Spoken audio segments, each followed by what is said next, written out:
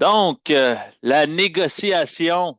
Négocier, c'est un terme qui est assez large. Après ma barre, quand on parle de négociation, on a tous notre propre définition de c'est quoi de la négociation. Dans mon livre à moi, j'aime bien penser que la négociation, c'est de trouver une entente entre les parties, dans le fond, un terrain gagnant-gagnant. Il y avait notre ancien collègue, Mr. John F. Kennedy, qui disait que ne négociez jamais par peur, mais n'ayez jamais peur de négocier. Donc, il ne faut pas avoir peur de négocier. OK?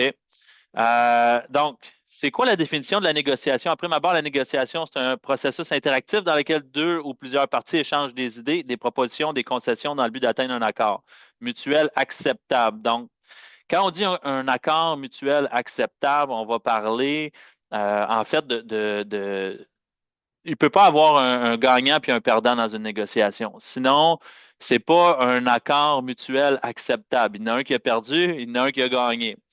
On doit toujours chercher un terrain d'entente gagnant-gagnant. Puis comment est-ce que moi j'en suis venu à l'idée d'apprendre comment négocier? Parce qu'il ne faut pas oublier, je venais d'un chantier de construction militaire avant ça. C'est pas sur le chantier de construction qu'on apprend à négocier vraiment. On apprend à faire des coupes, mesurer des bonnes dimensions, mais pas de négociation. Ben, qu'est-ce qui s'est passé de mon côté? C'est que quand j'ai commencé en immobilier il y a 10 ans, j'avais un seul objectif avec mes clients, c'était d'obtenir le meilleur prix et les meilleures conditions pour eux. Puis dans mon livre à moi, là, pour faire ça, c'était je dois me battre du début à la fin. Puis dans ma deuxième année en immobilier, j'ai eu des déceptions majeures quand j'avais pas le roulement que j'ai aujourd'hui en termes de transactions, j'avais des comptes à recevoir, j'avais des factures à payer. Puis dans le même mois, j'ai perdu trois transactions qui représentaient plus ou moins 30 000 de commissions que j'ai perdues. Je me rappelle comment je me suis senti la journée où j'ai perdu les transactions. J'ai eu le sentiment que c'était entre mes mains, puis c'est à cause de moi que j'ai perdu ces transactions-là. Je me suis dit, ça n'a pas de bon sens. Il y a quelque chose que je dois faire, que je dois apprendre pour être capable de ne plus perdre mes transactions. Donc, je vais vous donner une idée un peu, c'était quoi les cas qui s'est passé. La première, c'était une négociation suite à l'inspection. On avait découvert qu'il y avait des fissures de fondation sur la propriété. Mon client m'appelle et dit, Dominique, je veux négocier 2000 pièces pour faire les travaux. Puis à partir de là, je suis prêt à aller de l'avant. Long story short, qu'est-ce qui s'est passé dans cette transaction-là? On a fait la demande de baisse de prix. Je l'ai obtenu, j'étais content, j'étais fier, j'avais obtenu ma négociation de 2000. On s'est retourné de bord et puis on a présenté le dossier à la banque. Puis la banque a refusé le dossier parce qu'ils ont demandé le rapport d'inspection. Puis après avoir lu le rapport d'inspection, ben, il y avait 60 pages de problème. Puis après les 60 pages, ils ont dit non, nous autres, on passe plus l'argent. Mon client a perdu la propriété. Puis à la fin de la journée, il était vraiment déçu. Le lendemain, il m'a appelé. Il dit Dominique, j'aimerais ça qu'on cancelle le contrat. J'ai pris la décision, je vais mettre le projet sur pause. Ça, c'était le premier cas. Le deuxième cas, j'ai fait un offre d'achat dans le même mois. Un client m'a dit, Dominique, j'aimerais juste essayer les propriétés. Je me rappelle plus trop les prix à combien qui étaient listés, mais je me rappelle que c'était une offre qui était très basse, à peu près 50 000 en dessous du prix demandé. Mon client me dit, Dom, je veux juste l'essayer. Regarde, je vais faire l'offre basse, puis on va voir qu'est-ce qui va se passer. Puis je suis certain qu'il y en a entre vous que c'est déjà arrivé d'avoir un client qui vous dit ça. On fait l'offre d'achat 50 000 en bas du prix demandé, perdu à 100% la crédibilité aux yeux du vendeur. Le vendeur n'a même pas voulu répondre à l'offre, même si mon client était prêt à payer le prix. Si jamais il y aurait eu une contre-offre, il aurait probablement considéré ou accepté. Puis finalement, ben, on a perdu le deal parce que le vendeur n'a plus confiance, il n'a plus envie de la vendre à l'acheteur. Puis la troisième des cas que j'avais eu, c'était en fait, on était dans le processus de négociation. On s'entendait sur le prix, sur les conditions, mais on s'assinait pour des électros. Donc, l'acheteur voulait avoir les électros, le vendeur voulait pas laisser ses électros, et sinon, il voulait augmenter le prix. Ça a pris une semaine de temps de négociation pour à la fin, les deux parties baissent les bras puis se disent, c'est quoi, si jamais on est pour se battre là, pour des électroménagers, c'est peut-être pas les bons acheteurs pour nous autres. Puis c'est la transaction a tombé. Le résultat de tout ça, dans les trois cas, j'ai eu mon acheteur qui ont été en fait déçus. Dans les trois cas, j'ai perdu mes contrats de courtage, puis dans les trois cas, on n'a pas acheté avec moi à la fin de la journée. Donc, c'est dommage de perdre des transactions pour ça. Les leçons que moi j'ai apprises de ce processus-là, c'est premièrement de ne pas risquer une transaction pour des concessions mineures. Donc, de ne pas risquer une transaction pour des petites sommes, pour des petites affaires, de cibler les besoins essentiels du client, puis de mettre l'emphase là-dessus. Deuxième des choses que j'ai appris de cette situation-là, c'est l'importance de construire la confiance avec le client et avec le courtier collaborateur. Nos collaborateurs, c'est eux qui font en sorte qu'on arrive à avoir des transactions. Sans eux, on ne serait pas capable de faire des transactions. Donc, c'est important qu'on maintienne cette collaboration avec eux, puis qu'on construise une confiance, qu'on leur démontre qu'on est des professionnels. Troisième des éléments que j'ai appris, euh, quand tu es trop rigide, tout finit par briser. Donc, en négociation, tu ne peux pas être trop rigide. Si tu es trop rigide, ça ne fonctionnera pas. Donc, il faut collaborer, il faut trouver des terrains d'entente, puis il faut planifier qu'on va devoir s'ajuster au travers des négociations. Puis le dernier point, que la communication est cruciale, parce que souvent, on parle de la négociation et on se retrouve à parler à notre client à chaque 2 jours, à chaque 3 jours dans le processus de négociation, mais on oublie que dans ces journées-là, le client il est anxieux. Lui, c'est beaucoup d'émotions qui est en ligne de compte. Donc, d'optimiser la communication, faisant en sorte que j'arrive à avoir des meilleurs résultats. Aujourd'hui, on applique tous ces éléments-là. Vous voyez, l'année passée, on a réalisé plus de 350 transactions immobilières et sur toutes les transactions qu'on a faites, on a perdu seulement 4 transactions en phase de négociation sur tous ces dossiers-là. Donc, les facteurs clés qu'on a utilisés, ça a été les points que je viens de vous mentionner, mais un coaching, une approche stratégique qui faisait en sorte que quand on rentre dans une négociation avec les clients, on sait où on s'enligne. Maintenant, il y a 3 piliers majeurs quand vient le temps de la négociation. Le premier pilier, c'est la préparation. Donc, comment est-ce que je prépare mon client? Comment est-ce que je prépare mon offre d'achat pour que ça fonctionne? Le deuxième des piliers, c'est la communication. Donc, la communication, comment est-ce que je vais parler? Comment est-ce que je réponds aux objections? Comment est-ce que je vais faire filtrer mon message pour que le client le reçoive de la façon dont il devrait le recevoir? Et le troisième des piliers en bonne négociation, c'est recherche de points communs ou d'une valeur mutuelle. Donc, le gagnant-gagnant qu'on appelle. Comment est-ce que je vais réussir à faire un terrain gagnant-gagnant pour toutes les parties? Donc, premier des points, préparation. Donc, initialement, quand je rentre dans une transaction avec un client, que ce soit acheteur-vendeur, d'ailleurs, ça s'applique des deux côtés. La première des choses, c'est d'analyser ses besoins. Donc, la première des choses, je veux que le client me dise par lui-même c'est quoi son objectif, c'est où qu'il veut terminer, c'est quoi qui se passe.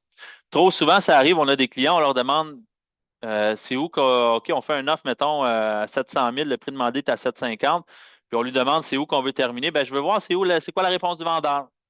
C'est important d'avoir des objectifs clairs pour que les deux parties, vous en tant que courtier et le client, on soit sur la même longueur d'onde avant de se lancer dans le processus. Dans le processus de la préparation, il faut connaître le contexte. Donc, pourquoi est-ce que le client il justifie le prix de cette façon-là? Comment est-ce qu'il arrive à ce montant-là? Est-ce qu'il y a une justification? Est-ce qu'il y a une raison derrière sa stratégie ou il n'y en a pas? Puis, troisième des choses en préparation, c'est de planifier la stratégie. Donc, si on veut terminer à 700 000, là, c'est quoi le plan de match? On part où? Est-ce qu'on part à 700? Est-ce qu'on part à 725? Euh, Bah, majorité du temps, là, c'est pas une question de prix. Très souvent, ça va être une question d'orgueil ou une question d'ego dans le dossier. Rarement, c'est une question de prix. C'est nous, en tant que courtier, qui va mettre des barrières sur un prix. Donc, on va penser, exemple, qu'un vendeur ne va pas de l'avant avec nous à cause du prix qui a été recommandé. On va penser qu'un acheteur n'achète pas une propriété à cause du prix. On va penser qu'un client ne nous a pas choisi à cause du prix inscrit. La réalité des choses, c'est qu'on doit se poser, est-ce que j'ai bien ciblé l'objectif du client? Puis est-ce que j'ai été capable de lui proposer une stratégie ou une alternative qui répondait à ses objectifs, puis qui répondait aux problèmes qu'il y avait en place? Donc, une fois que j'ai une fois que j'ai couvert ces points-là, puis que j'ai bien ciblé, ben, j'ai la deuxième étape qui rentre en ligne de compte, qui est l'étape des communications. Donc, avant d'aller dans l'étape de la communication, je veux couvrir quelques points. Attendez un petit peu, juste éteindre vos micros, s'il vous plaît. On va juste éteindre les micros. All right, pardon. Donc, comment est-ce qu'on fait pour bien cibler les besoins du client? La première des étapes, ça va être de poser des questions ouvertes. Je vais vous en donner quelques-unes. On va parler, exemple, d'un volet acheteur. Monsieur l'acheteur, avec pardon, monsieur l'acheteur, quand on fait l'offre d'achat puis que vous voulez acheter la propriété, qu'est-ce qui est important pour vous? Est-ce que c'est le prix ou c'est les délais? Est-ce que pour vous, vous avez une priorité sur l'emplacement de la propriété ou on a une priorité sur, exemple, la grosseur, le nombre de chambres, etc.? Est-ce que c'est plus important pour vous d'avoir un meilleur prix pour vous puissiez faire des travaux ou c'est plus important pour vous d'avoir une propriété clé en main à un prix plus dispendieux? Quand vient le temps d'un vendeur de cibler pour lui, puis le plus important, là, de cibler pour le vendeur, pourquoi est-ce qu'il déménage? C'est quoi le nerf de la guerre? C'est quoi son feu? Quand c'est un projet qui est le fun, le client va vous parler. Donc, si jamais c'est pour la famille s'agrandit, ou j'ai un nouvel emploi, j'ai une meilleure rémunération, le client va vous parler, va vous donner les détails. Mais quand c'est un projet qui est négatif, séparation, manque de fonds, un décès, le client ne va pas vous parler. Ou du moins, il va être un peu plus fermé à vous communiquer les réels objectifs de son projet. Puis il faut creuser, puis il faut poser les questions. Donc, avec un vendeur, c'est de le prendre le taureau un peu par les cornes, puis de poser les bonnes questions. Monsieur le vendeur, pour vous, c'est plus important le prix ou les conditions? Il va vous demander qu'est-ce que vous voulez dire. Ben, ce que je veux dire, monsieur le vendeur, c'est est-ce que vous préférez avoir un prix supérieur puis que ça prenne 6 mois, ou vous préférez avoir vendu dans 2 mois puis vendre au juste prix? Est-ce que c'est plus important pour vous, monsieur le vendeur, de vendre à un client qui veut continuer qu'est-ce que vous avez déjà débuté dans la propriété ou vous voulez vendre à n'importe qui? Est-ce que vous voulez que la transaction se concrétise facilement ou vous voulez avoir un casse-tête? Donc, c'est des questions qu'on pose directement au client pour être capable de filtrer c'est quoi réellement qui est son objectif. Parce que tout vendeur que vous rencontrez va vous dire, ah, moi, pas pressé, je peux attendre, pas de problème. Ils nous disent tout ça. Puis c'est les premiers 2 semaines, 3 semaines après qui viennent vous voir puis qui vont vous dire, coudon, comment ça se fait qu'il n'y a pas de visite? Qu'est-ce qui se passe? Tu fais pas ton travail? Je sais que je suis pas le seul que ça arrive. Ça arrive pas mal à tout le monde. Ou je donne un autre scénario avec un vendeur dans ce contexte-là. Ah ben écoute, on va l'essayer un peu plus cher, juste pour 2 semaines, là. Écoute, si ça bouge pas, là, on va s'ajuster. Puis 2 semaines plus tard, ouais, non, finalement, on va le garder de même. Puis là, la propriété fait du temps sur le marché, puis finalement, elle se vend pas. Donc, ça m'apporte au deuxième point qui est connaissance du contexte. Donc, le client, des fois, va vous dire des choses, mais c'est pas nécessairement ça qui est la réalité. Donc, il va vous dire des mots, mais il y a des trucs qu'il ne vous dit pas qu'il faut qu'on comprenne. Et ça, j'en parle souvent. Quand je dis au courtier, n'écoutez pas ce que le client vous dit, écoutez ce qu'il ne vous dit pas. Donc, ce que je veux dire par là, c'est que le client va vous donner des mots. Je ne suis pas pressé. Mais qu'est-ce qu'il vous a pas dit? Je ne suis pas pressé, mais ma femme, elle accouche dans 1 mois. Dans 2 mois, je vais me retrouver à la maison en paternité, etc. Qu'est-ce qu'il m'a pas dit? Je ne suis pas pressé. Je veux sécuriser mon prix, mais en même temps, je veux que ça bouge parce que le contexte derrière ça fait en sorte que ça doit bouger. Donc, moi, je dois être, en tant que professionnel, je dois être capable de me positionner des deux côtés. Je suis neutre. J'ai pas de position. Je fais juste écouter. Je pose des questions ouvertes et je suis curieux d'emblée de nature. Donc, je m'engage, quand je rencontre un client, à être curieux, à poser les questions pour comprendre son contexte, analyser son besoin pour que je puisse lui proposer une stratégie basée sur ce qu'il a réellement de besoin et non pas juste ce qu'il m'a dit. Un autre exemple que je peux vous donner. Vous magasinez avec un acheteur, il vous dit, moi, je vais acheter une maison, je vais acheter une maison, je vais acheter une maison. Le client, il est pas manuel, il est jamais à la maison, il n'a pas le temps d'en prendre soin.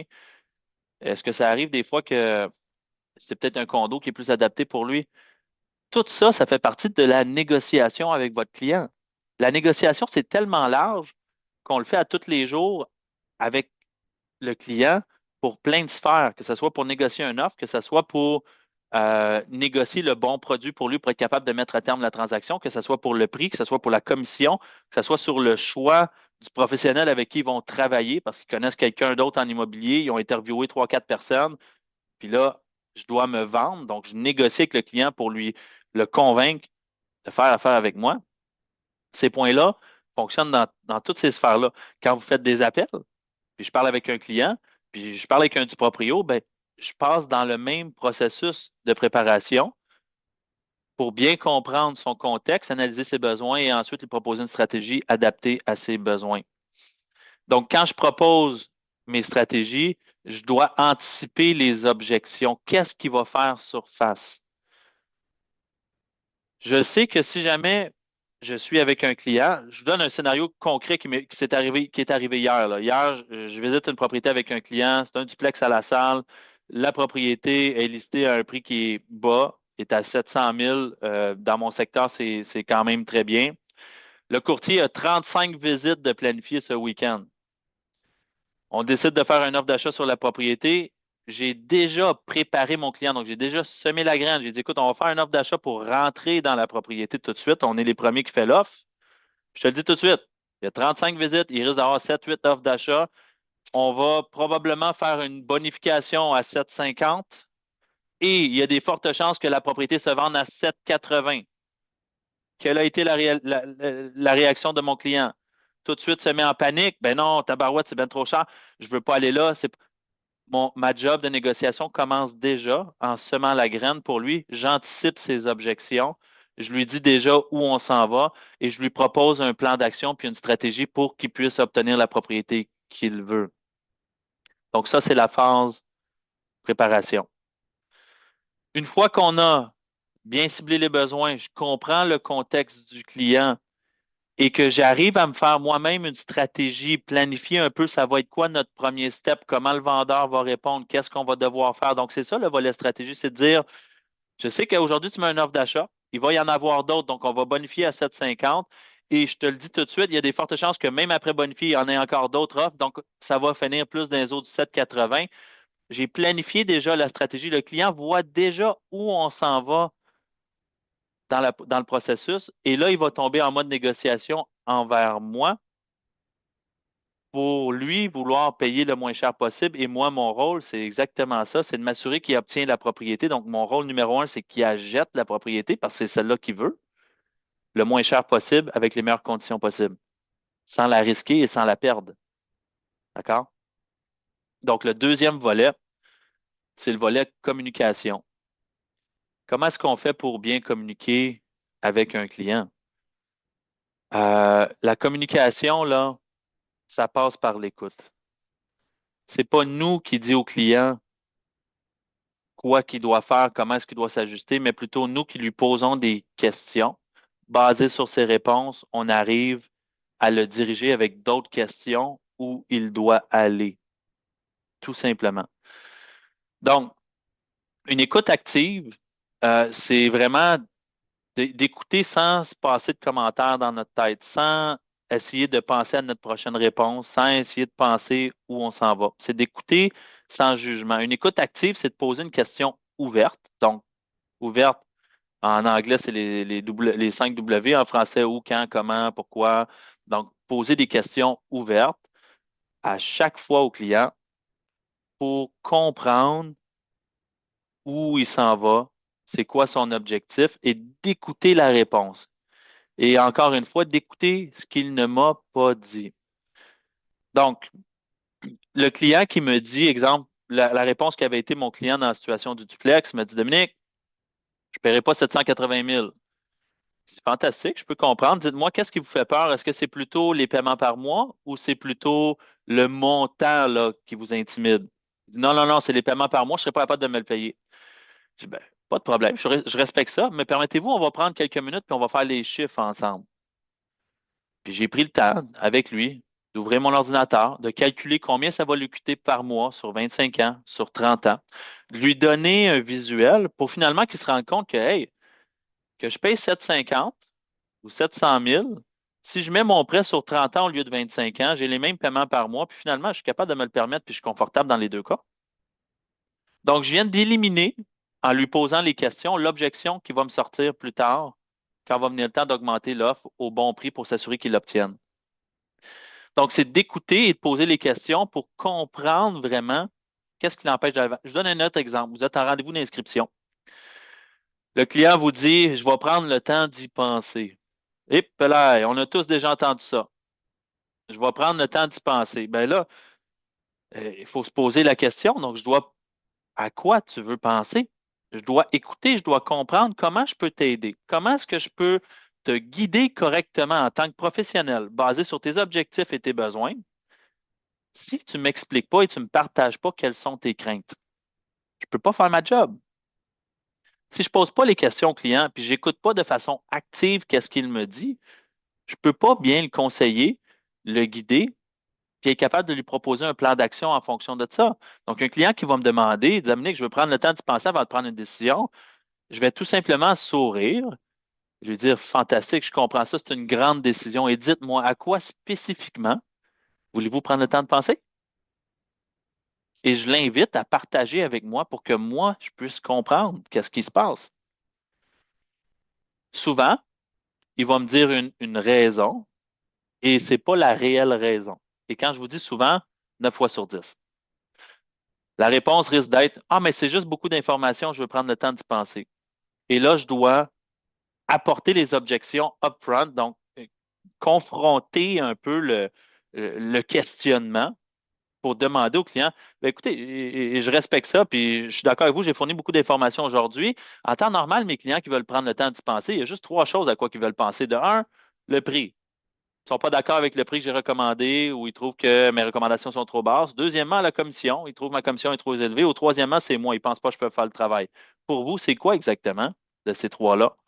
Donc, je confronte les trois objections possibles. Qu'est-ce qui peut se passer? C'est quoi pour toi? Et à partir de là, j'ai la réelle objection qui en ressort. Je vous donne une question clé à poser à chaque fois que le client vous sort une objection, puis c'est ça de l'écoute active. Je lui pose la question suivante. Et quoi d'autre? Et quoi d'autre? Donc, ah ben j'ai un ami qui est dans l'immobilier. OK, good. À part votre ami, quoi d'autre? Ah ben et aussi, j'ai des visites de planifier en fin de semaine. Fantastique, vos visites. Et quoi d'autre? Ben écoute, c'est sûr, la commission. Parfait. Et quoi d'autre? Et je continue comme ça jusqu'à temps qu'ils me disent non, c'est vraiment juste ça. Le dernier élément qu'il m'a mentionné, c'est celui-là sur lequel je dois négocier et répondre à l'objection et travailler.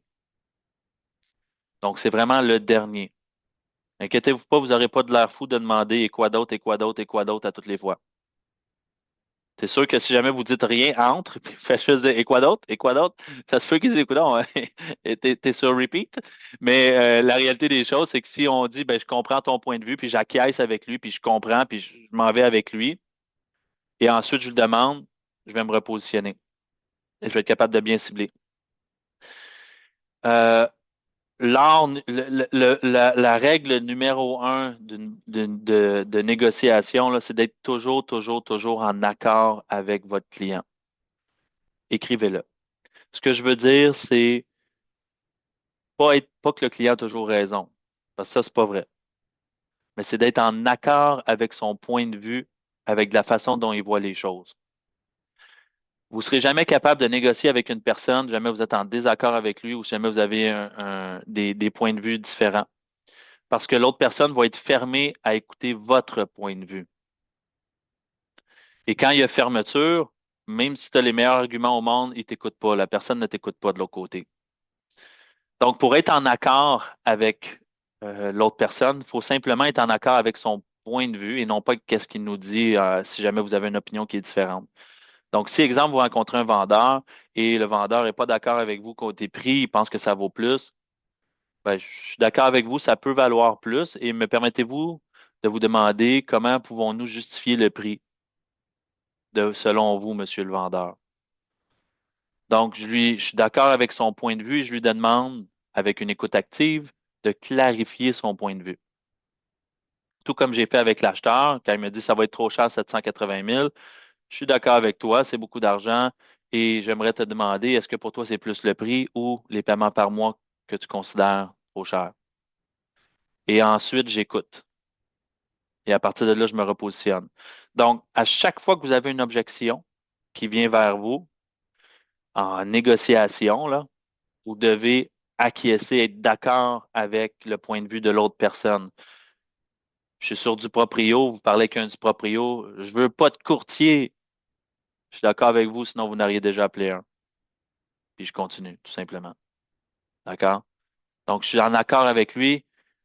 De cette façon-là, vous allez pouvoir continuer. Parce que si jamais vous partez votre argumentaire et ou votre négociation en ben là, pourquoi vous avez pris du proprio? Qu'est-ce qui se passe? Vous avez fait une erreur. Oublie ça, la personne est fermée, elle ne t'écoute pas. Je me dois de lui demander la permission avant de lui répondre. Puis en négociation, c'est exactement ça. Une fois que j'ai trouvé les objectifs de l'autre partie et de ma partie à moi, donc moi je représente un côté, je veux comprendre les objectifs de ma partie que je représente, je me dois de comprendre les objectifs de l'autre partie pour être capable de bien négocier. Donc un appel au courtier collaborateur s'impose. Je me dois d'appeler le courtier collaborateur pour lui demander qu'est-ce qui est important pour toi dans cette transaction-là. Donc, je veux savoir qu'est-ce qui est important pour le courtier collaborateur dans cette transaction. Et ensuite, la deuxième question, c'est qu'est-ce qui est important pour ton client dans cette transaction-là? Parce que les objectifs ne sont pas toujours les mêmes.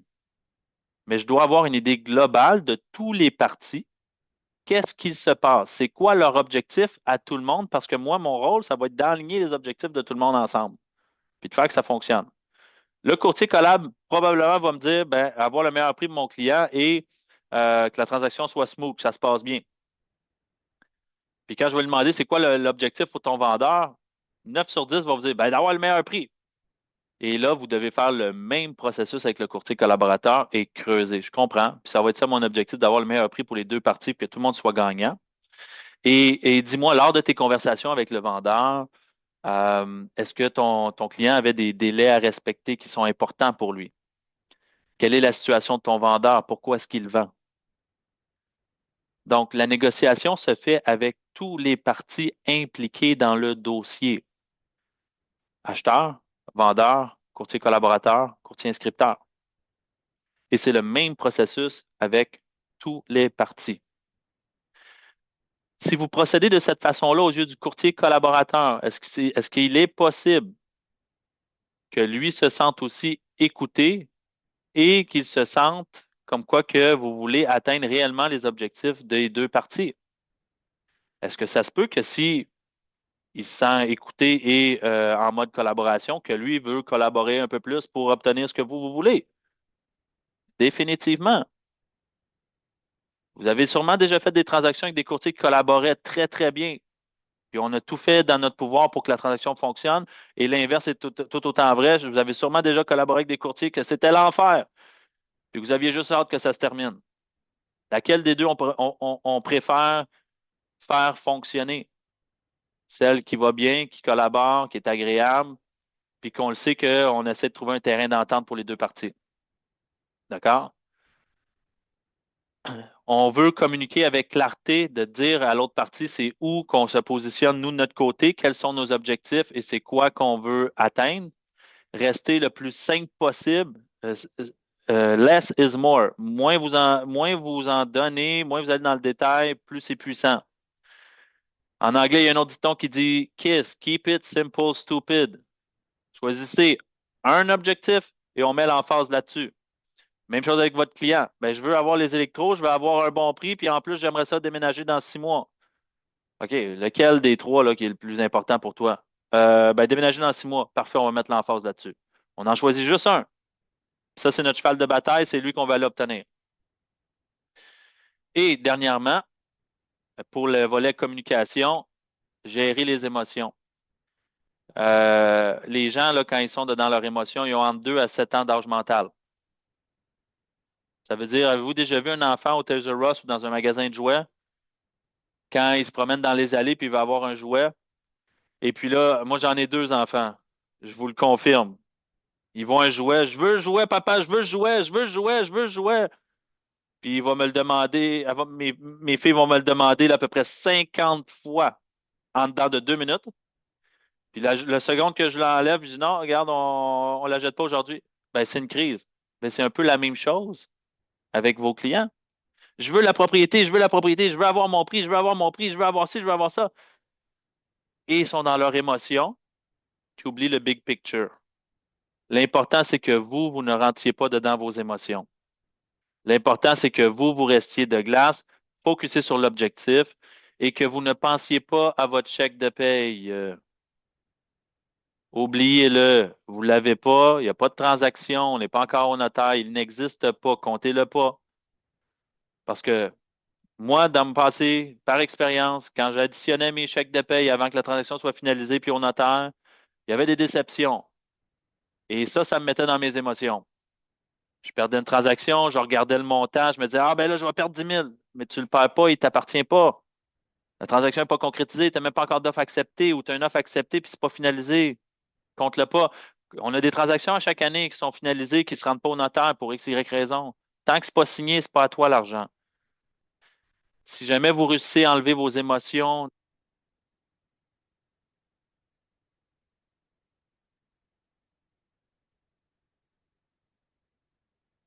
Attendez, vous m'entendez là? Ah, ben, j'ai plus de batterie dans mon casque. C'est pas grave, on va continuer.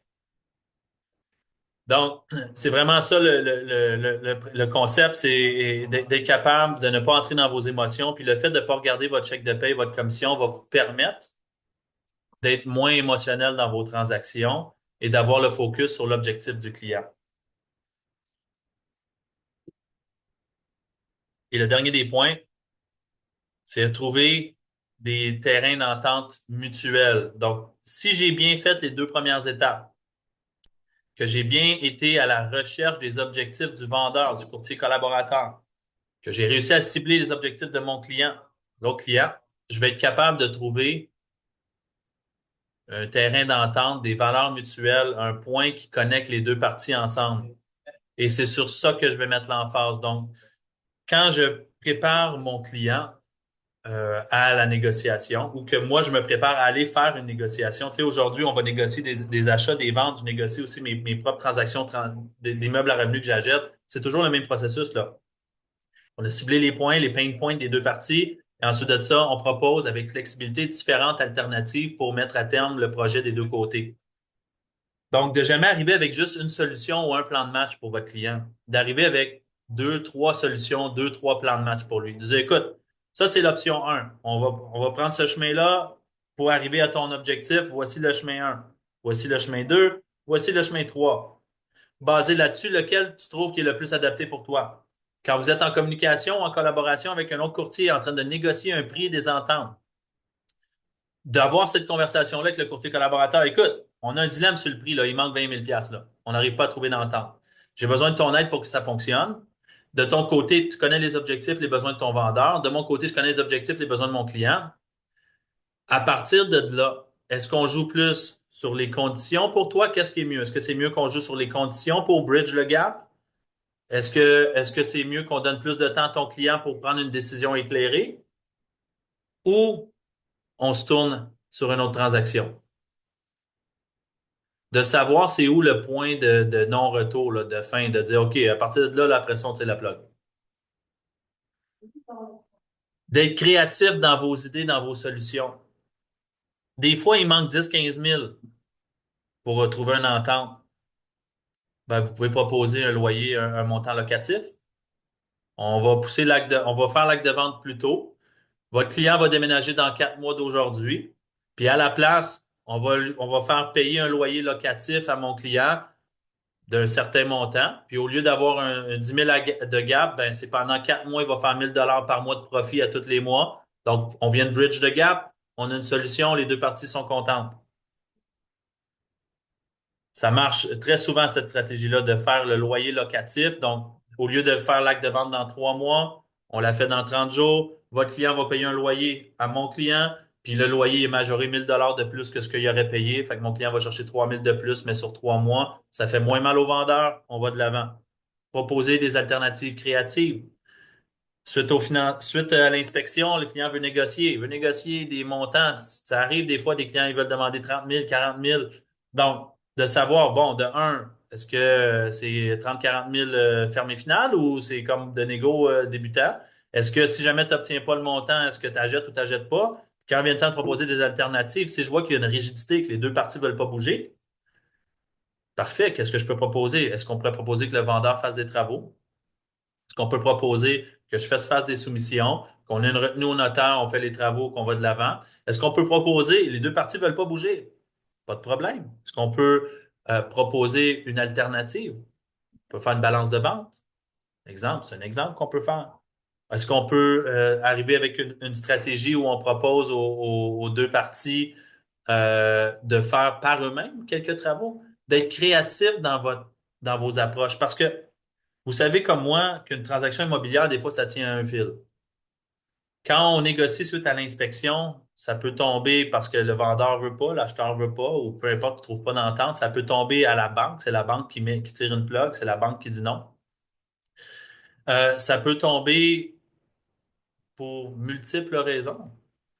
Puis c'est à nous de voir un peu les objectifs, l'objectif des parties, mais aussi les objections qui peuvent venir en ligne de compte, de semer la graine avant que ça l'arrive, de préparer notre client. La préparation se fait à partir du moment du CCA.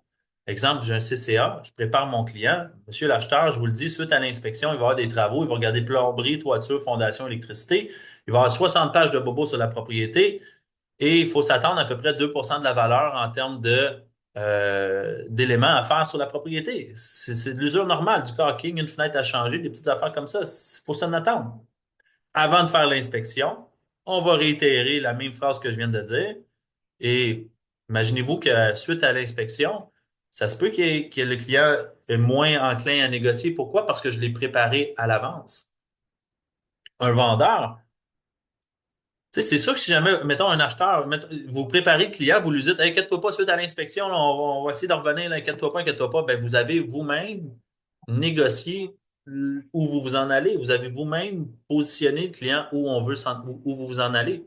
Qu'en fin de la journée, on aurait dû travailler à l'inverse. Quand j'ai un vendeur puis j'ai inscrit une propriété, ben, je le prépare. Sachez, monsieur le vendeur, que suite à l'inspection, il y a 2% de travaux qui vont être à faire sur la maison, peu importe la propriété. Il est possible que l'acheteur nous demande une baisse de prix.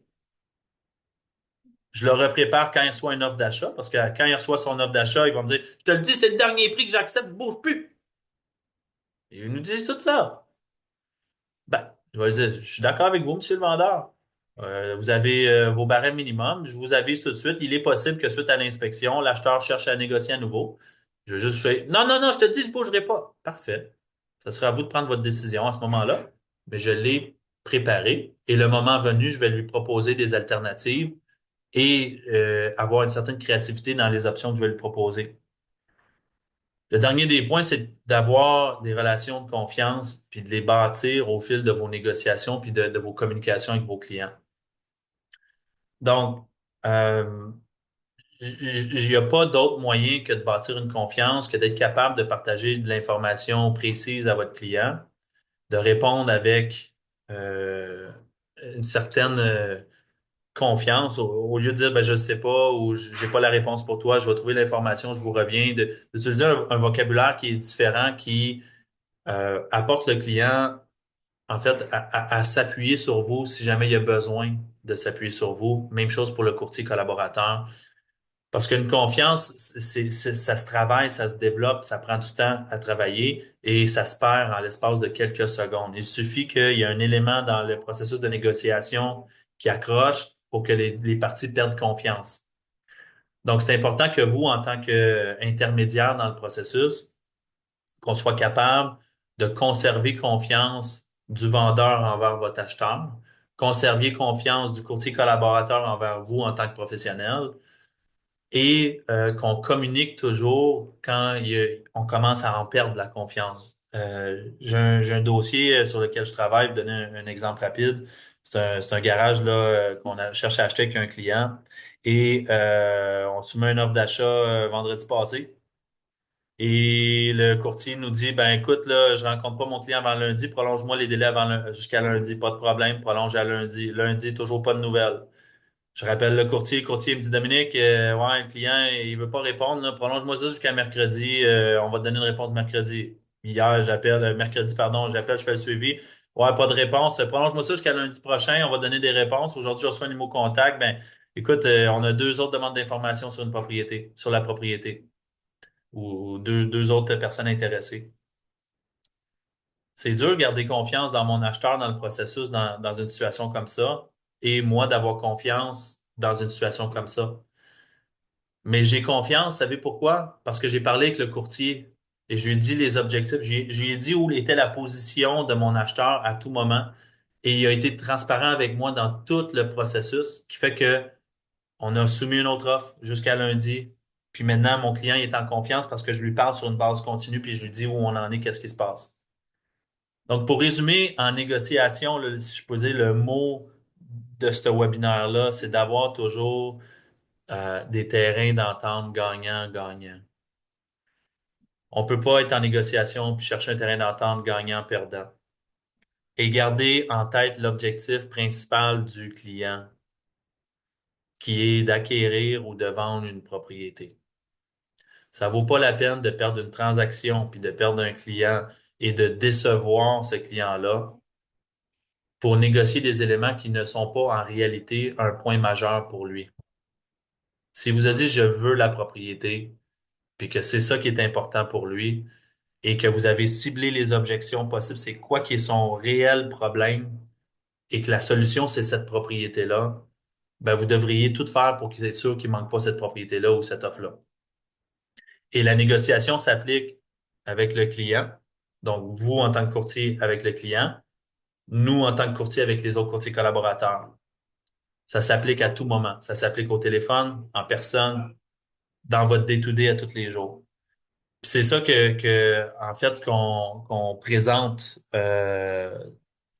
C'est ça, en fait, que nous, on présente. C'est d'être capable, dans le groupe, nous, on va vraiment coacher les courtiers à être capable de négocier, qui fait en sorte qu'on a des beaux résultats comme ça, qui arrivent à avoir, juste 4 transactions qui ont tombé là-dessus sur 350 ventes, c'est incroyable comme résultat. On a eu plusieurs offres d'achat l'année passée. Cette année, il va y avoir énormément d'offres d'achat qui vont tomber, selon moi, à cause des offres multiples. Donc, il y a toujours un qui a obtenu la propriété, d'autres qui l'ont pas obtenu. Ben, faut apprendre à négocier avec le client pour mettre les conditions en place pour qu'il puisse obtenir la propriété. Ce que je vous dirais, on va faire une petite séance de Q&A. Si jamais vous voulez qu'on se rencontre, qu'on regarde des cas spécifiques à vous, qu'on se rencontre pour discuter de votre plan de match cette année, écrivez-moi, je vais vous envoyer le code aussi sans problème.